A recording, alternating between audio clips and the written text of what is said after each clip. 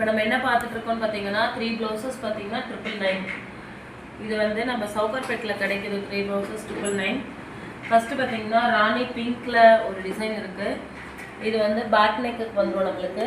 இது ரெண்டும் நம்ம ஹேண்டோட லெவல் ஸ்டிச்சஸ் வந்துடும்.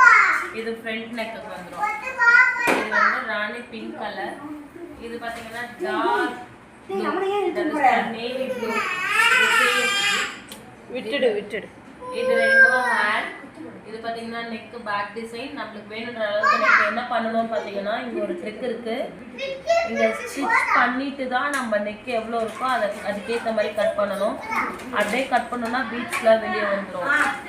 என்ன பார்த்துட்டு இருக்கோம்னு பார்த்தீங்கன்னா 3 ப்ளவுஸ் பீஸ் பார்த்தீங்கன்னா 999. நம்மளுக்கு அதுலேயே வந்து ஆரி ஒர்க் போட்டு வந்துடும். இது பார்த்தீங்கன்னா சவுகார்பேட்டில் சேல் பண்ணுறாங்க.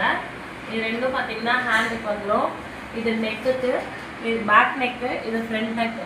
பேக் நெக்கில் உங்களுக்கு எவ்வளோ அளவு வேணுமோ அந்த அளவுக்கு கட் பண்ணோன்னா ஃபஸ்ட்டு எந்த அளவுக்குன்னு மெஷர்மெண்ட் எடுத்துகிட்டு அதில் தையல் போட்டுட்டு கட் பண்ணுங்கள். இல்லைன்னா பீட்ஸ்லாம் வெளியே வந்துடும்.